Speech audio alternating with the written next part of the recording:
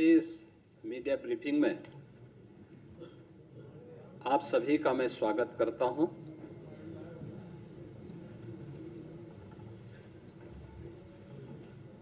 आज वर्ष 26-27 का उत्तर प्रदेश का बजट हमारे माननीय वित्त मंत्री जी के द्वारा सदन में प्रस्तुत किया गया है। उत्तर प्रदेश ने पिछले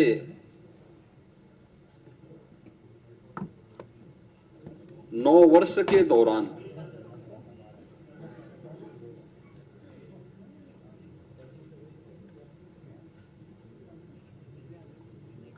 अपना परसेप्शन बदलने में जो सफलता प्राप्त की है,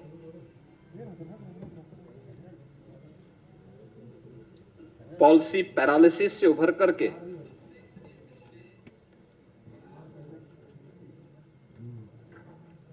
परसेप्शन को बदलकर अनलिमिटेड पोटेंशियल के स्टेट के रूप में यूपी को प्रस्तुत किया है। आज का यह बजट उन्हीं भावों का प्रतिनिधित्व भी करता है। आपने देखा होगा कि 9 वर्ष में 3 गुना से अधिक उत्तर प्रदेश का यह बजट बढ़ा है, यानी 9,12,000 करोड़ रुपए से अधिक का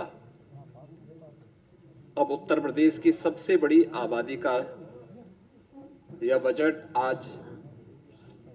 उत्तर प्रदेश के विधानमंडल में प्रस्तुत हुआ है। और अगर बजट की मैं थीम कहूं तो यह सुरक्षित नारी, सक्षम युवा, खुशहाल किसान और रात को काम, तकनीकी निवेश से समृद्ध होता उत्तर प्रदेश के लिए समर्पित यह बजट 9 वर्ष के नवनिर्माण की एक नई गाथा को देशवासियों के सामने प्रस्तुत करता है। बजट की जो हाइलाइट्स हैं, जो आपने देखा है, इसमें 43,565 करोड़ रुपए से अधिक की धनराशि केवल नई योजनाओं के लिए इस बजट में उसमें प्रस्तावित की गई हैं। दूसरा, 2 लाख करोड़ रुपए से अधिक की राशि कैपिटल एक्सपेंडिचर के लिए है, यानी ये परिसंपत्तियों के नवनिर्माण में, इंफ्रास्ट्रक्चर के डेवलपमेंट में और इकोनॉमी की यानी अर्थव्यवस्था को सुदृढ़ीकरण करने में इसकी बड़ी भूमिका होती है और यहीं से रोजगार का सृजन भी होता है। ये रोजगार सृजन में भी एक बड़ी भूमिका का निर्वहन करता है। ये बजट का मुख्य हाइलाइट्स है। आपने इस चीज को बजट में देखा होगा। बजट भाषण जब वित्त मंत्री जी पढ़ रहे थे तो उस समय भी आपने इस बात को गौर किया होगा कि बजट में जो हमारी एफआरबीएम की सीमा है, यानी पिछले 9 वर्ष में ये हमारी सरकार का 10वां बजट है और पहली बार हुआ है जब किसी मुख्यमंत्री को 10वां बजट प्रस्तुत करने का अवसर प्राप्त हुआ है यूपी जैसे राज्य में। इससे पहले कभी नहीं हुआ। दूसरा है कि इन 9 वर्षों में एक भी टैक्स नहीं लगाया गया। तीसरा है, यूपी के अंदर जो भी कर चोरी थी, लीकेजेस थे, इन सबको रोक करके कुशल वित्तीय प्रबंधन के माध्यम से बेमारू राज्य से उत्तर प्रदेश को भारत की अर्थव्यवस्था का एक ब्रेक थ्रू के रूप में प्रस्तुत करते हुए रेवेन्यू सरप्लस स्टेट के रूप में प्रस्तुत करने में सफलता प्राप्त हुई है।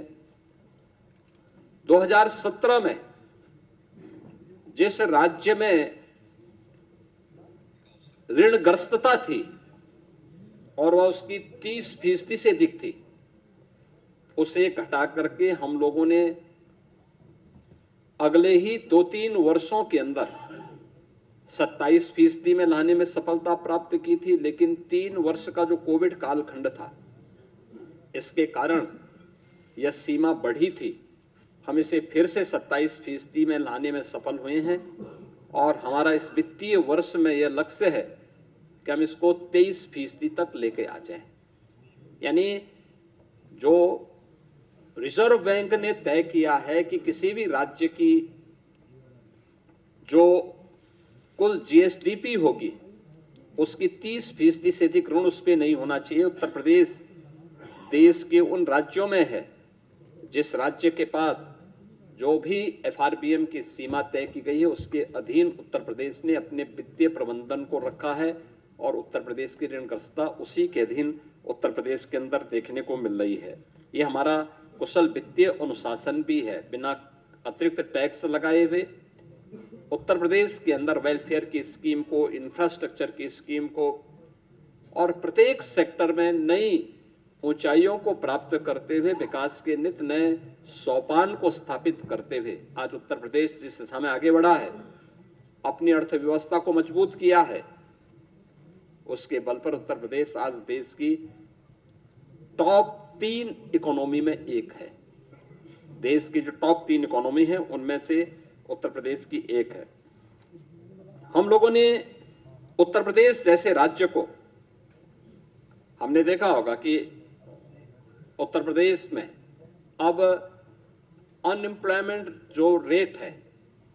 इसको हम 2.24% तक के नीचे लेके आने में सफल हुए हैं। यह स्थिति 2017 के पहले यह लगभग 17 से 19% तक था। आज इसको हम नीचे करने में सफल हुए हैं। जॉब लेड ग्रोथ को लेकर के हम लोगों ने इस पूरे बजट की जो हमारी सोच है, युवाओं के प्रति समर्पित भाव के साथ जो भी ग्रोथ हो वह उनके एम्प्लॉयमेंट को लेकर के भी हो और युवाओं के एम्प्लॉयमेंट पर विशेष रूप से ध्यान देते हुए एमएसएमई, स्टार्टअप, ओडीओपी और स्थानीय उद्यमियों को विकसित करते हुए बृहद निवेश की नई योजना के साथ उत्तर प्रदेश को इन्वेस्टमेंट डेस्टिनेशन के साथ एम्प्लॉयमेंट जनरेटर के रूप में भी एक बड़ी भूमिका के साथ आगे बढ़ाने का तय। और इसके लिए आपने बजट में इन चीजों को देखा होगा कैसे उत्तर प्रदेश ने अब उस दिशा में कार्य करना प्रारंभ किया। इमर्जिंग टेक्नोलॉजी को लेकर के आज जो बड़ी घोषणाएं हुई हैं, उन बड़ी घोषणाओं में जो बहुत महत्वपूर्ण सेक्टर है कि उत्तर प्रदेश सरकार जहां पे चल रहा है, आपने देखा होगा उत्तर प्रदेश राज्य में हमेशा इस बात को देखने को मिलता था कि अलग अलग विभाग अलग अलग समय में अलग अलग डाटा प्रस्तुत करते थे। हमारी सरकार ने तय किया है कि हम यूपी के अंदर एक स्टेट डाटा अथॉरिटी का गठन करेंगे। स्टेट डाटा अथॉरिटी या उत्तर प्रदेश के अंदर रियल टाइम डाटा और उसकी रियल टाइम मॉनिटरिंग के साथ साथ उसके लिए भविष्य की योजनाओं को आगे बढ़ाने में भी एक बड़ी भूमिका का निर्वहन करेगा। बजट की जो हाइलाइट्स हैं उनमें से ये भी है। दूसरा, इमर्जिंग टेक्नोलॉजी के लिए आर्टिफिशियल इंटेलिजेंस या अन्य सेक्टर में कार्य करने के लिए डाटा सेंटर क्लस्टर की स्थापना, यह भी बजट में इसका प्रावधान, इसके लिए भी धनराशि की व्यवस्था की गई है। मेडटेक और डीपटेक के लिए एआई मिशन की घोषणा, यह भी इस बजट के अंदर है, जिससे युवाओं के लिए स्किल युवा को अधिक से अधिक जॉब हम उपलब्ध करवा सकें। इसके लिए उनकी स्किलिंग की प्लानिंग भी इस बजट में, उसका महिला उद्यमी उत्पाद और विपणन केंद्र के रूप में उसे विकसित करना, सी मार्ट के रूप में लोकल स्तर पर एसएचजीज के माध्यम से उन महिलाओं को प्रोत्साहित करने के लिए एक बड़ी घोषणा ये भी है, जिसमें स्थानीय स्तर की महिलाएं एसएचजीज के माध्यम से जो अपना लोकल गांव में, शहरी क्षेत्र में अपना प्रोडक्ट बनाती हैं, महिला स्वयंसेवी समूहों को प्रोत्साहित करने के लिए स्कीम एक महत्वपूर्ण भूमिका का निर्वहन करेगा। City economic zone SCR, Kashi Mirzapur economic zone, Prayagraj Chitrakoot economic zone, Kanpur Jhansi economic zone, ये क्लस्टर डेवलप करने की एक नई कार्रवाई को आगे बढ़ाने के लिए भी बजट में प्रावधान किया गया है। और ईज ऑफ डूइंग बिजनेस के बाद जन विश्वास सिद्धांत,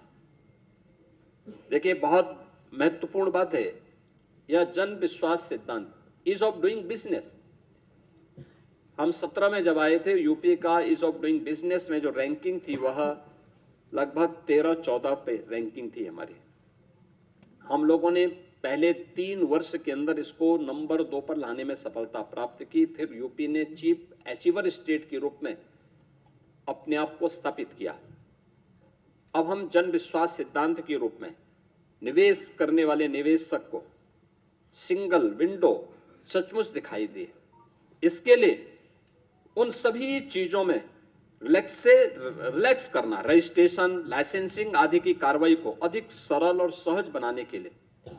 हमें इस दिशा में आगे कार्य कर, इस दिशा में इसको अब लागू करने की दिशा में यूपी आगे बढ़ा है।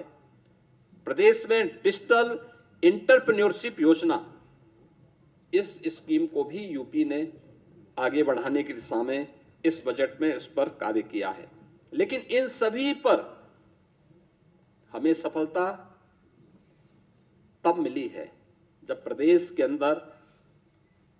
उस प्रकार के वातावरण को बनाने में हमें सफलता प्राप्त हुई। खासतौर पर उसके लिए प्रयास किए गए रूल ऑफ लॉ, यही रियल ग्रोथ है, यही उसकी गारंटी है।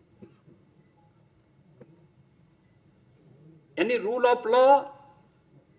रियल ग्रोथ की गारंटी है। हर व्यक्ति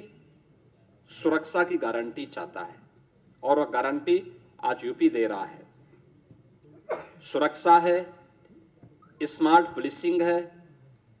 और त्वरित न्याय व्यवस्था, यह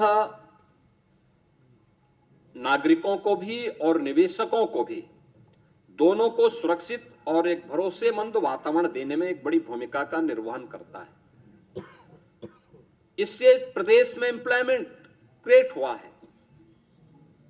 दोनों स्तर पर। अब कोई सोच सकता था यूपी में 50 लाख करोड़ रुपए से अधिक का निवेश के प्रस्ताव आएंगे?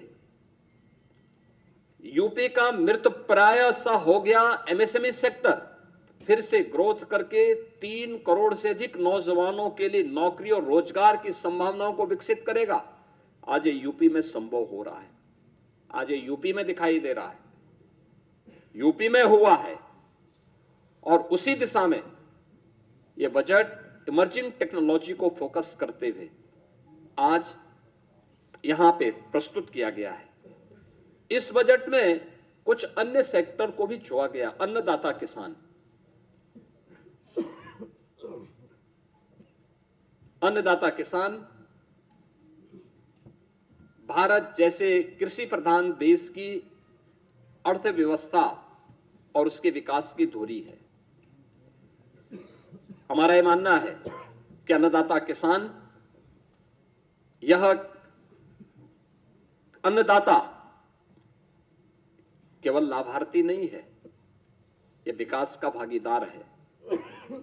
अब अन्नदाता से उसे उद्यमी बनाने की दिशा में नए प्रयास क्या हो सकते हैं, इस दिशा में एक नए प्रयास, इस विकास की यात्रा में प्रदेश का अन्नदाता भी सक्रिय साझेदार बने, इस दिशा से कृषि को इनकम बेस्ड और वैल्यू एडिशन मॉडल के रूप में प्रस्तुत करने के लिए इस बजट में उसका प्रावधान किया गया है। इसके अलावा कृषि विभाग में डीजल पंप सेट को, जो भी प्रदेश के अंदर आपने देखा होगा, हम लोगों ने सिंचाई की क्षमता का विस्तार किया है। 40 लाख के आसपास ट्यूबवेल ऐसे थे जिनमें से 16 लाख ट्यूबवेल जिनका इलेक्ट्रिफिकेशन पहले से था। हमने उन्हें फ्री बिजली की व्यवस्था की, लेकिन 23 लाख ट्यूबवेल्स ऐसे थे जो डीजल से संचालित हो रहे हैं। उन्हें फेज वाइज सोलर के साथ जोड़ने की एक बड़ी स्कीम के लिए हम लोगों ने इस बजट में घोषणा की है। ये सोलर पैनल क्लस्टर रूप में भी और इंडिविजुअल रूप में भी हम उसको आगे बढ़ाएंगे। पीएम कुसुम योजना का लाभ भी उसके साथ जोड़ेंगे और इसके तहत एक बड़ी स्कीम की घोषणा इस बजट में हुई है, जिसमें अनुसूचित जाति, जनजाति, महिला और लघु सीमांत किसानों को 90% अनुदान और अन्य किसानों के लिए 80% किसान इसमें सब्सिडी की घोषणा हम लोगों ने की है। दूसरा है अंतर्राष्ट्रीय महिला किसान वर्ष 26 के तहत नाबार्ड नेप किसान के साथ एफपीओज हेतु भी एक रिवॉल्विंग फंड की व्यवस्था, यानी जो एफपीओज संचालित करते हैं उन एफपीओज के लिए भी उन्हें अतिरिक्त सुविधा और उसको फैसिलिटेट किया जा सके, इस दिशा से भी सरकार ने बजट में घोषणा की है।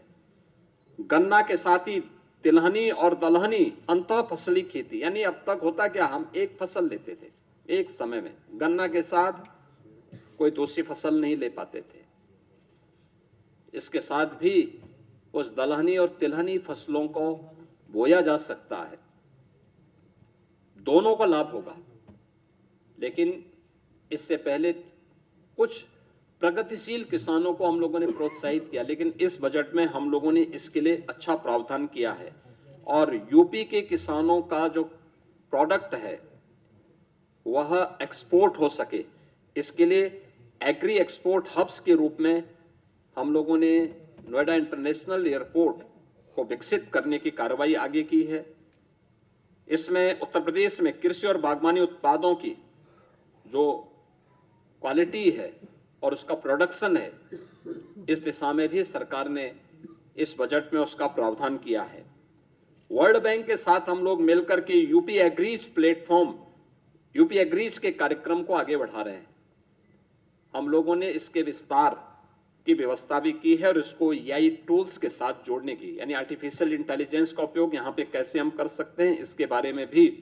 एक बड़ी घोषणा इसमें की गई है। विश्व की सबसे बड़ी अन्न भंडारण योजना, इसमें उत्तर प्रदेश में इस बार हम लोगों ने बजट में 2 लाख मीट्रिक टन अतिरिक्त खाद्यान्न भंडारण की क्षमता विकसित करने का टारगेट भी तय किया है। यानी स्टॉक यहां पे प्रदेश के अंदर वेयर हाउसिंग का निर्माण हो, बड़े बड़े गोदाम बने, इसके लिए विशेष सब्सिडी की व्यवस्था, इसके लिए हमारी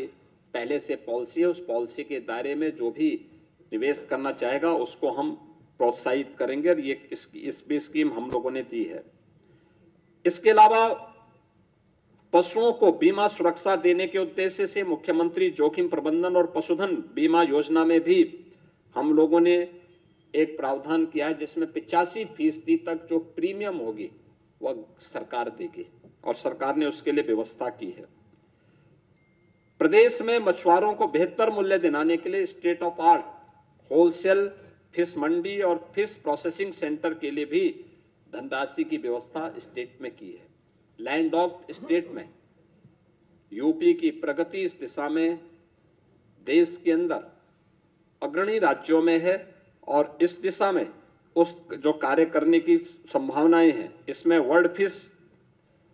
फिशरीज प्रोजेक्ट सेंटर की स्थापना का भी एक बड़े कार्यक्रम को हम आगे बढ़ा रहे हैं, जिसको एक सेंटर ऑफ एक्सीलेंस के रूप में विकसित करने की कार्रवाई को भी व्यवस्था की है। 4 चीनी मिलों की क्षमता संवर्धन के प्रावधान को, जिसमें छाता मथुरा के अश्वनी और logistic hub wearing house complex हेतु भी धनराशि का प्रावधान किया है और अन्य चीनी मिलों में भी इसकी व्यवस्था के प्रावधान किए गए हैं। मित्रों, बजट में अलग अलग विभागों के लिए सभी बजट प्रावधान में काफी वृद्धि की गई है। खासतौर पर जो बजट के प्रावधान हुए हैं इसमें हमारा अवस्थापना और औद्योगिक विकास के लिए भी इसमें काफी वृद्धि हुई है। आगरा लखनऊ से हरदोई फर्रुखाबाद गंगा एक्सप्रेस वे की कनेक्टिविटी के लिए धनराशि की व्यवस्था की गई है। गंगा एक्सप्रेस वे से प्रयागराज, मिर्जापुर, वाराणसी, चंदौली, सोनभद्र तक यानी शक्तिनगर तक इसके विस्तार का घोषणा हुई है। गंगा एक्सप्रेस वे को मेरठ, हरिद्वार तक ले जाने के लिए भी बजट में घोषणा की गई है और पूर्वांचल लिंक एक्सप्रेस वे को यानी सोनभद्र के शक्तिनगर तक, चंदौली, गाजीपुर तक ले जाने के कार्यक्रम को भी हम लोगों ने आगे बढ़ाया है। यूपी बायोफ्यूल प्लास्टिक केंद्र को भी विकसित करने की कार्रवाई को हम लोगों ने आगे बढ़ाया है और एफडीआई फॉर्च्यून 500 के अंतर्गत आने वाली जो कंपनियां हैं, एफडीआई के लिए आने वाली कंपनियों के लिए भी विशेष प्रावधान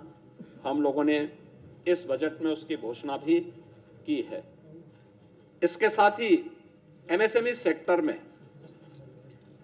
काफी बड़ी संख्या में हम लोगों ने इसको प्रोत्साहित करने के लिए कार्य किया है और एक बड़ा घोषणा, हर जिले में स्किल डेवलपमेंट के एक बड़े केंद्र को, जहां से हम हब एंड स्पोक मॉडल पर उस कार्यक्रम को आगे बढ़ा सकते हैं। इसके तहत सरदार वल्लभ भाई पटेल एम्प्लॉयमेंट जोन, इसके लिए भी प्रावधान की घोषणा की है, जिसमें 50 एकड़ से लेकर के 100 एकड़ क्षेत्रफल के एक बड़े क्लस्टर में स्किल डेवलपमेंट कार्यक्रम के साथ ही अन्य कार्यक्रमों को भी लागू करने का एक विशेष कार्यक्रम किया गया है। वन डिस्ट्रिक्ट वन कुजीन योजना के अंतर्गत भी स्थानीय खाद्य पदार्थों की ब्रांडिंग की जा सके, इसको प्रोत्साहित करने का भी प्रावधान इस बजट में किया गया है और उनके लिए विशेष प्रावधान किया गया है। उत्तर प्रदेश के युवाओं के लिए, उन्हें डिजिटली सक्षम बनाने के लिए हम लोगों ने स्वामी विवेकानंद युवा सशक्तिकरण योजना के अंतर्गत जो चालू वर्ष में उनके लिए टैबलेट या स्मार्टफोन वितरण के कार्यक्रम के लिए धनराशि की व्यवस्था भी इस बजट में की है और इसके साथ ही एमएसएमई सेक्टर में खासतौर पर जो पुराने कंबल कारखाने थे, उन कंबल कारखानों को आधुनिकीकरण करने की दिशा में, क्योंकि हर वर्ष हम लोगों को, गरीबों को कंबल वितरण करने के लिए अतिरिक्त प्रावधान करने पड़ते हैं, उसके लिए भी हम लोगों ने इस बजट में इसका प्रस्ताव किया गया है। आईटी एंड इलेक्ट्रॉनिक सेक्टर के लिए विशेष, जिसमें उत्तर प्रदेश एआई मिशन की व्यवस्था, AI centre of excellence, India AI data labs की स्थापना, साइबर फ्रॉड को रोकने के लिए साइबर सिक्योरिटी ऑपरेशन सेंटर की स्थापना का भी विशेष प्रावधान इस बजट में हम लोगों ने यहां पर किया है। और जो मैंने पहले भी कहा है कि जो डाटा सेंटर की मांग को देखते हुए इसमें काफी बड़े विस्तार को आगे हमने इसका विस्तार किया है। प्रदेश में कई डाटा सेंटर की वर्तमान में स्थापना हो रही है, लेकिन इनका डाटा सेंटर क्लस्टर की स्थापना हो जो एआई के लिए आवश्यक है, उस दिशा में आज सरकार ने इसकी भी घोषणा की और उसके लिए बजट की घोषणा की है। और डाटा सेंटर क्लस्टर की इस नई योजना से भी हम लोग कार्यक्रम को आगे बढ़ा रहे हैं। उत्तर प्रदेश ने शिक्षा के क्षेत्र में कुछ मॉडल दिए थे, खासतौर पर ऑपरेशन कायाकल्प हो या फिर उन बच्चों के लिए जो निराश्रित थे या निर्माण श्रमिकों के बच्चे थे, उनके लिए अटल आवासीय विद्यालय के मॉडल दिए थे। अटल आवासीय विद्यालय के इंफ्रास्ट्रक्चर को ध्यान में रखते हुए उसी तर्ज पर बेसिक शिक्षा परिषद में हम लोगों ने व्यवस्था की है कि सीएम कंपोजिट विद्यालय की स्थापना, यह हर जनपद में 2-2 विद्यालयों के लिए हम लोगों ने धनराशि का प्रावधान भी इस बजट में सभी 75 जनपदों के लिए किया है। इसके अलावा प्रदेश के अंदर कस्तूरबा गांधी विद्यालयों, अभी बहुत कुछ हमारे विकासखंड ऐसे थे जहां पे कस्तूरबा गांधी विद्यालय नहीं थे या कस्तूरबा गांधी विद्यालय की मांग हो रही थी, वहां पे उनके विस्तार के कार्यक्रम को हम लोगों ने एक व्यवस्था की है। और प्रदेश के जो हमारे प्रसिद्ध स्कूल हैं, माध्यमिक स्कूल हैं, इसके अलावा उच्च शिक्षण संस्थानों के लिए भी, उनके शिक्षणोत्तर कर्मचारियों के लिए भी, वहां पे जो मानदेय पे शिक्षक हैं इनके लिए भी हम लोगों ने कैशलेस यानी आयुष्मान भारत की तर्ज पर कैशलेस उपचार की व्यवस्था के लिए धनराशि की व्यवस्था भी इसमें की है। सभी प्रकार के शिक्षकों को इसके साथ हम लोगों ने जोड़ा हुआ है, ये सभी चीजें की हैं। आर्टिफिशियल इंटेलिजेंस का उपयोग माध्यमिक स्तर से ही हम करना प्रारंभ करेंगे, इसके लिए धनराशि की व्यवस्था की है। बालिकाओं के लिए निःशुल्क सैनिटरी नैपकिन की व्यवस्था के लिए भी धनराशि की व्यवस्था की गई है और ड्रीम स्किल लैब क्लस्टर के लिए भी धनराशि की व्यवस्था इस बजट में की गई है। इसके अलावा प्रदेश के अंदर अन्य उसमें हमारे जितने भी यानी टेक्निकल एजुकेशन में प्रदेश सरकार ने शिक्षा, कौशल, तकनीकी और उसके सशक्त त्रिकोण के लिए EI, digital technology, defence manufacturing, semiconductor, data centre, data science जैसे उभरते क्षेत्रों में भी हम लोगों ने इसको और अधिक प्रतिस्पर्धी बनाने की दिशा में इसको भी, इसका प्रावधान भी इस बजट में हम लोगों ने टेक्निकल एजुकेशन की दृष्टि से प्रारंभ किया है। उत्तर प्रदेश सरकार स्टेम यानी science, technology, engineering and maths, इसको बढ़ावा देने के लिए प्रदेश सरकार ने स्टेम EI मिशन, राजकीय पॉलिटेक्निक संस्थान और टेक्निकल इंस्टीट्यूशन के साथ हम इसको जोड़ने के एक बड़े कार्यक्रम के साथ आगे बढ़े हैं, जिसमें EI enabled lab, skill development के साथ इसको जोड़ने का कार्यक्रम और EI से जुड़ी हुई जो सामग्री है वह स्थानीय भाषा में यानी हिंदी में भी उपलब्ध हो सके, इसके लिए कार्य हो रहा है। इसके साथ ही इस दिशा में नॉलेज पार्टनर के रूप डीप टेक के लिए प्रदेश के अंदर IIT कानपुर, IIT BHU और अन्य संस्थानों को भी हम लोगों ने इसके साथ जोड़ने के एक बड़े कार्यक्रम के लिए भी धनराशि की व्यवस्था यहां पर हम लोगों ने इस बजट में इसकी घोषणा की है। प्रदेश में महिलाओं की सुरक्षा, उनके स्वावलंबन और उनके सम्मान से जुड़ी हुई कार्यक्रम को भी हम लोगों ने E-क्यूब के रूप में एम्प्लॉयमेंट, एंटरप्राइज और एक्सीलेंस की यात्रा को जोड़ते हुए पिछले 9 वर्ष में महिला श्रम बल उत्तर प्रदेश के अंदर 13% से बढ़कर के 36% हुआ है। इसको और अधिक बढ़ाने की दिशा में उत्तर प्रदेश सरकार ने एक विशेष महिला उद्यमी उत्पाद विपणन योजना, इसके लिए धनराशि की व्यवस्था की है, जो अभी यूनियन बजट में C-मार्ट की तर्ज पर कार्य करेगा। इसके अलावा महिला उद्यमी क्रेडिट कार्ड की योजना भी घोषित की गई है, जिसमें महिलाओं की आय बढ़ाने, लखपति दीदी के लक्ष्य को आगे बढ़ाने, ब्याज मुक्त पूंजी उपलब्ध कराने हेतु यानी उन्हें छोटी छोटी योजनाओं के लिए ब्याज पर किसी बैंक से या किसी ऐसे व्यक्ति से उनको ब्याज न लेना पड़े जहां वह कर्ज के नीचे दबे, उसे ब्याज मुक्त ऋण की सुविधा उपलब्ध हो सके, इसके लिए धनराशि की व्यवस्था की गई है। और कामकाजी महिलाओं के लिए हम लोग हर जनपद स्तर पर उनके लिए श्रमजीवी महिला छात्रावास का विकास का निर्माण कर सकें, इस दिशा में भी धनराशि की व्यवस्था की गई है। युवाओं के लिए एक अन्य प्रावधान इस बजट में किया गया है जो अत्यंत महत्वपूर्ण है, और वह है one commissionery, one divisional headquarter, one sports college, यानी 18 कमिश्नरी हेडक्वार्टर हैं उत्तर प्रदेश के अंदर। हर एक में एक स्पोर्ट्स कॉलेज भी होगा। उत्तर प्रदेश सरकार पहले से ही हॉकी के जादूगर मेजर ध्यानचंद जी के नाम पर हम लोग मेरठ में स्पोर्ट्स यूनिवर्सिटी का निर्माण कर रहे हैं, जो अप्रैल मई तक बनकर के तैयार हो जाएगा। उसमें सत्र प्रारंभ हो चुके हैं। अब उत्तर प्रदेश ने 2030 के अहमदाबाद कॉमनवेल्थ गेम्स और 2036 के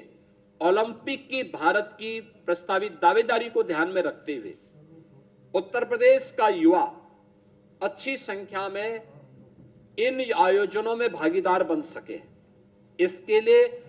18 कमिश्नरी हेडक्वार्टर पर यानी डिविजनल हेडक्वार्टर पर हम लोग एक एक स्पोर्ट्स कॉलेज की स्थापना करने के साथ ही उन्हें एक स्पेसिफिक स्पोर्ट्स के लिए सेंटर ऑफ एक्सीलेंस के रूप में विकसित करने की दिशा में भी कार्य कर रहे हैं। इसके लिए हम लोगों ने धनराशि की व्यवस्था इस बजट में भी इसकी व्यवस्था की है। बाकी अन्य धनराशि की व्यवस्था हर ग्राम पंचायत स्तर पर ओपन जिम के निर्माण के लिए उसकी प्राथमिकता के साथ जोड़ा है। वहां पर अन्य कार्यक्रमों को भी विकसित करने के लिए खेल के मैदान का हो, मिनी स्टेडियम का हो, स्टेडियम के निर्माण का हो, खेलो इंडिया कार्यक्रम के अंतर्गत भी इन्हें विकसित करने की दिशा में भारत सरकार के साथ मिलकर के हम लोग इन कार्यक्रमों को आगे बढ़ाने का कार्यक्रम स्पोर्ट्स के माध्यम से कर रहे हैं। प्रदेश के अंदर पर्यटन सुविधाओं के विकास के लिए उत्तर प्रदेश ने एक लंबी छलांग लगाई है। 2017 के पहले सुरक्षा का वातावरण नहीं था, अच्छा इंफ्रास्ट्रक्चर नहीं था। उत्तर प्रदेश का परसेप्शन देश और दुनिया के अंदर खराब होने के कारण यहां पे न पर्यटन सुविधाएं थी और न ही उसके विकास के लिए सरकार की रुचि थी, न सुरक्षा था, तो कोई आने का प्रयास नहीं करता था। 24-25 में 122 करोड़ पर्यटकों ने उत्तर प्रदेश के धार्मिक स्थलों की और अन्य हमारे जितने भी पर्यटन के केंद्र हैं अलग अलग, चाहे वो इको टूरिज्म के हों, हेरिटेज टूरिज्म के हों, एडवेंचर से जुड़े हुए केंद्र हों, इन सब में उन्होंने आकर के यात्रा की। पर्यटन अपने आप में एम्प्लॉयमेंट का भी एक बहुत बड़ा माध्यम है, ढेर सारा रोजगार का सृजन करता है। उन सब के लिए आज उत्तर प्रदेश ने एक नई व्यवस्था की है और बजट में भी हम लोगों ने उसका प्रावधान किया है कि हम लोग 1 लाख अतिरिक्त रूम जोड़ने के लिए जो हमारी पर्यटन की पॉलिसी है, इस पॉलिसी के अंतर्गत पीपीपी मोड पर इसको विकसित करने के सामने कार्य करेंगे। 50,000 नए होम स्टे के लिए भी हम लोग इस दिशा में कार्य करेंगे और महिला गाइड प्रशिक्षण के लिए भी लाइसेंस शुल्क को माफ करने यानी 10,000 का जो लाइसेंस शुल्क है उसको माफ करने का भी प्रावधान हम लोगों ने महिलाओं के लिए इस बजट में इसकी व्यवस्था की है। मित्रों, आप इस बात को जानते हैं कि स्वास्थ्य क्षेत्र में उत्तर प्रदेश ने पिछले 9 वर्ष में एक नई प्रगति की है, एक नया प्रयास किया है और इस प्रयास के अंतर्गत आप इस बात को देख सकते हैं कि जिस राज्य में पहले मात्र 36 मेडिकल कॉलेजेस थे, जिसमें से 17 से कम केवल गवर्नमेंट मेडिकल कॉलेजेस थे, आज उस राज्य में 81 मेडिकल कॉलेज, 2 एम्स और कई हमारे पास सुपर स्पेशलिटी के हॉस्पिटल्स वर्तमान में कार्यरत हैं। ये सुविधाएं और देश के अंदर सबसे अधिक 5,46,00,000 से अधिक प्रधानमंत्री जन आरोग्य योजना के अंतर्गत आयुष्मान कार्ड के गोल्डन कार्ड देने वाला राज्य यूपी है। सबसे अधिक गोल्डन कार्ड भी उत्तर प्रदेश दे रहा है। अब नेक्स्ट क्या, हमने टर्सरी केयर के रूप में अपने मेडिकल कॉलेजेस को विकसित किया है। कुछ मेडिकल कॉलेजेस इसमें विकसित हो रहे हैं। हर जिले के अंदर डायलिसिस की सुविधा निःशुल्क में उपलब्ध करवाने की कार्रवाई के साथ ही वहां पे रेडियोलॉजी की व्यवस्था, खासतौर पर एमआरआई, सीटी, कलर डॉपलर, डिजिटल एक्सरे, इन सब की व्यवस्था का प्रावधान जनपद स्तर पर करने की तैयारी के साथ ही नेक्स्ट स्तर पर इस बजट में देश का ये पहला सेंटर होगा जिसको हम SCPGI में करने जा रहे हैं। टर्सरी के बाद क्वार्टरली हेल्थ केयर सेंटर की स्थापना का एक बड़ा कार्य है, जिसके लिए हम लोगों ने पहले चरण में 250 करोड़ रुपए का प्रावधान इस बजट में किया है। और यह एक बड़ी घोषणा है यूपी की दिशा से, खास तौर पर जिसमें ऑर्गन ट्रांसप्लांट की दिशा से किसी भी प्रकार के उस अभियान को आगे बढ़ाने के लिए यह बहुत बड़ा सेंटर SCPGI इस कार्यक्रम को लेकर के आगे बढ़ाएगा। इसके साथ ही प्रदेश ने उन जनपदों में, जिन जनपदों में हमारे डिस्ट्रिक्ट हॉस्पिटल को हम लोगों ने मेडिकल कॉलेजेस के साथ संबद्ध किया है, वहां पे डिस्ट्रिक्ट हॉस्पिटल के कार्यक्रम को बनाने की एक प्रक्रिया तेजी के साथ आगे बढ़ सके, ये इसके लिए धनराशि की व्यवस्था की है। राष्ट्रीय वन हेल्थ मिशन के अंतर्गत राज्य वन हेल्थ मिशन के लिए भी धनराशि की व्यवस्था इसमें की है। और जो हमारे मेडिकल कॉलेजेज हैं, उन मेडिकल कॉलेजेज में छात्रावास का निर्माण हो सके, इसके लिए भी हम लोगों ने अतिरिक्त धनराशि की व्यवस्था की है। इसके अलावा प्रदेश के अंदर रोड सेफ्टी की दिशा से,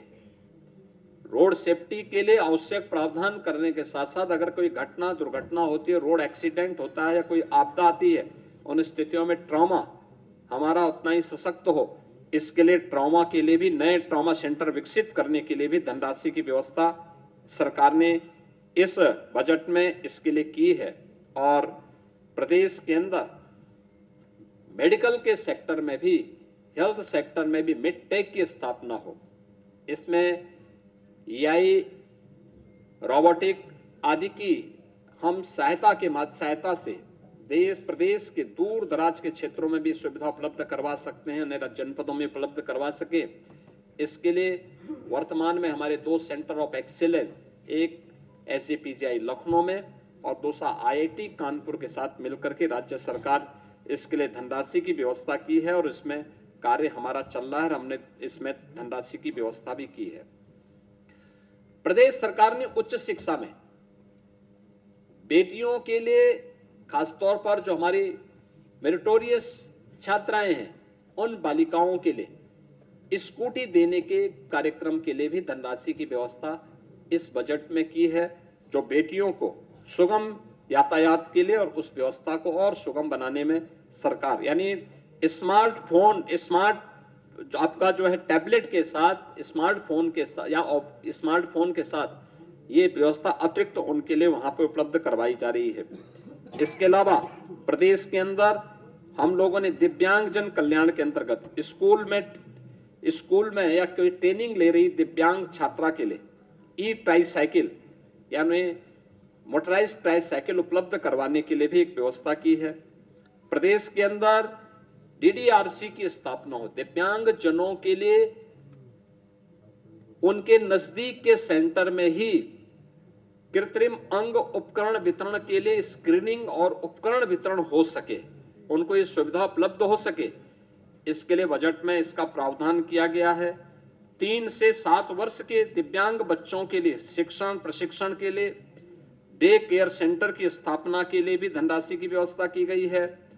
और अन्य जनपदों की दिशा से, खासतौर पर कुछ जनपद हैं अयोध्या, मथुरा, झांसी, मुजफ्फरनगर, देवरिया, जौनपुर, जहां पे समेकित विशेष माध्यमिक विद्यालयों के स्थित दिव्यांग जनों के लिए विद्यालय होते हैं, इसके निर्माण की कार्रवाई को भी इसमें हमने इसकी व्यवस्था इसके साथ की है। प्रदेश के अंदर यानी ये इस दिव्यांग बच्चों के प्रशिक्षण के लिए भी अन्य 9 जनपदों में भी गोरखपुर, वाराणसी, प्रयागराज, अयोध्या, लखनऊ, बरेली, झांसी, मेरठ और आगरा में यहां पे विशेष जो दिव्यांगजन बच्चे 3 वर्ष से लेकर 7 वर्ष तक के बच्चे, उनके प्रशिक्षण और उनके शिक्षण के लिए विशेष एक प्रावधान इसमें भी किया गया है। इसमें प्रदेश ने यह भी एक नए कार्यक्रम को आगे बढ़ाने का कार्य किया है। मित्रों, जो मैंने पहले भी कहा, आज का यह बजट एक विकसित भारत की आदरणीय प्रधानमंत्री जी की उन संकल्पनाओं को समर्पित है जो 2047 के लक्ष्य को प्राप्त करने की दिशा में तेजी के साथ अग्रसर हो रहा है और पिछले 9 वर्ष के सभी उससे पहले की उस जड़ता को, जिसने प्रदेश के अंदर बॉटल नेक्स को समाप्त करते हुए, अपने बीमारू स्टेटस को समाप्त करते हुए, दूर करते हुए, आज भारत की इकोनॉमी के ब्रेक थ्रू के रूप में उत्तर प्रदेश को हम विकसित करने की दिशा में आगे बढ़े हैं। अब उत्तर प्रदेश बीमारू राज्य नहीं है। अब उत्तर प्रदेश भारत की इकोनॉमी का एक ग्रोथ इंजन बनकर के उभरा है। भारत की इकोनॉमी के ग्रोथ इंजन के रूप में यह आगे बढ़ रहा है और मेरा मानना है कि उत्तर प्रदेश का आज वित्त मंत्री जी के द्वारा विधानसभा में प्रस्तुत बजट, यह उत्तर प्रदेश के अंदर जन आकांक्षाओं को पूरा करने, जन कल्याण, रोजगार सृजन, निवेश के विस्तार, महिलाओं के सम्मान और उनके सशक्तिकरण की दिशा में, युवाओं के लिए अधिक से अधिक रोजगार सृजन की दिशा में प्रदेश को आगे बढ़ाने और 2029-30 में यूपी को $1 ट्रिलियन की इकोनॉमी के रूप में प्रस्तुत करते हुए एक विकसित भारत के विकसित उत्तर प्रदेश के रूप में आगे बढ़ाने की दिशा में एक मील का पत्थर साबित होगा। इस दिशा में आज यह बजट यहां पे प्रस्तुत किया गया है। मैं बजट प्रस्तुत करने के लिए वित्त मंत्री जी को, अपर मुख्य सचिव वित्त और उनकी पूरी टीम को हृदय से बधाई देता हूं। अपने सभी दोनों वरिष्ठ सहयोगियों, उप मुख्यमंत्री श्री केशव प्रसाद मौर्य जी को, श्री ब्रजेश पाठक जी को, मंत्रिमंडल के अपने सभी सहयोगियों को और सभी उन अधिकारियों को भी धन्यवाद दूंगा जिन्होंने मेहनत से उत्तर प्रदेश के 2026-27 के इस बजट को बनाने और अपना सकारात्मक योगदान से उत्तर प्रदेश के इस परसेप्शन को बदलने में उन्होंने एक नई उस भूमिका को प्रस्तुत किया है कि सिस्टम वही है लेकिन लीडरशिप बदलती है, कैसे चेंज आता है, वह चेंज आज यहां पर इस बजट के माध्यम से देखने को मिल रहा है। अब उत्तर प्रदेश 9,12,000 करोड़ रुपए के अपने इस बजट को प्रस्तुत करते हुए गौरवान्वित महसूस कर रहा है। मैं इसके लिए पूरे प्रदेशवासियों को हृदय से बधाई देता हूं, अपनी मंगल में शुभकामनाएं देता हूं और वित्त मंत्री जी और उनकी पूरी टीम को इस दूरदर्शी जन आकांक्षाओं की पूर्ति करने वाले युवा, महिला, अन्नदाता और गरीब को ध्यान में रख करके बनाए जाने वाले इस बजट के लिए बहुत बहुत बधाई देता हूं, अपनी मंगल में शुभकामनाएं देता हूं। धन्यवाद। मुख्यमंत्री तो आप सीएम योगी आदित्यनाथ को सुन रहे थे। आज उत्तर प्रदेश का बड़ा बजट पेश किया गया है और सीएम योगी आदित्यनाथ समझाते हुए नजर आए कि इस बजट में हर वर्ग का ख्याल रखा गया है। 20,000 या 10,000 करोड़ रुपए उन असाध्य रोगों के इलाज के लिए खर्च किए जाए। हालांकि मेडिकल का बजट आपने बढ़ाया। देखिए पहले से व्यवस्था है, पहले से है। मैंने कहा ना कि उत्तर प्रदेश में बल्कि देश में स्वास्थ्य के लिए जो पहले व्यवस्था थी, 2019 में प्रधानमंत्री जी ने देशवासियों को प्रधानमंत्री जन आरोग्य योजना के अंतर्गत जोड़ने का काम किया था। 50 करोड़ लोग पूरे देश के अंदर जुड़े थे और उत्तर प्रदेश के अंदर भी एक बड़ी आबादी आयुष्मान भारत के साथ जुड़ी थी। इसके साथ ही उत्तर प्रदेश में जो लोग उससे वंचित थे लेकिन जरूरतमंद थे, उनको हम लोगों ने मुख्यमंत्री जन आरोग्य योजना के माध्यम से जोड़ा। मुख्यमंत्री राहत कोष से भी हम उनको पैसा उपलब्ध करवाते हैं जो अन्य जरूरतमंद हैं, जो उससे कवर नहीं हो पा रहे हैं। इसके साथ ही उत्तर प्रदेश के अंदर स्वास्थ्य सेवाओं के विस्तार ने, ये स्वास्थ्य सेवाएं फ्री में स्वास्थ्य की सुविधा उपलब्ध करवाती हैं। हमारे पीएचसी, सीएचसी, डिस्ट्रिक्ट हॉस्पिटल हर सप्ताह स्क्रीनिंग करने के लिए और उपचार के लिए मुख्यमंत्री आरोग्य मेला भी हर पीएससी स्तर पर लगते हैं, जिसमें हमारे विशेषज्ञ चिकित्सक भी वहां उपस्थित होकर के ये सुविधा वहां उपलब्ध करवाते हैं। ये सभी उपलब्ध करवाने के साथ ही बहुत सारे सेक्टर ऐसे हैं जिस पे कार्य हुआ है और उसी कार्य की दिशा में आज के इस बजट में प्रावधान किया गया है। आपने देखा होगा कि 2024 में केंद्र सरकार ने 70 वर्ष से ऊपर के प्रत्येक व्यक्ति को, चाहे वह कोई भी है, किसी भी इनकम ग्रुप का है, उसको 5 लाख रुपए सालाना स्वास्थ्य की सुविधा उपलब्ध करवाई है। उसमें कहीं कोई दिक्कत नहीं। उससे नीचे के लिए भी प्रावधान किया गया है और उस दिशा में हम लोगों ने जो कैशलेस शिक्षकों को दिया है, अन्य जो हमारी आशा वर्कर हैं, आंगनबाड़ी है, एएनएम है, शिक्षा मित्र हैं, अनुदेशक हैं, इन सबको भी हम लोग उसके साथ जोड़ने जा रहे हैं। हाँ, ये सभी उसके साथ जुड़ चुकी हैं। बाकी अन्य लोगों के लिए भी फ्री में उपचार की व्यवस्था भी है और मुख्यमंत्री राहत कोष से भी उनके लिए प्रावधान की व्यवस्था नहीं। आप 20,000 की बात कर रहे हैं, हम 5 लाख रुपए दे रहे हैं सुविधा में इसमें। मुख्यमंत्री जी, उच्च शिक्षण मुख्यमंत्री जी एक सवाल ये है, मुख्यमंत्री जी 10वां बजट प्रस्तुत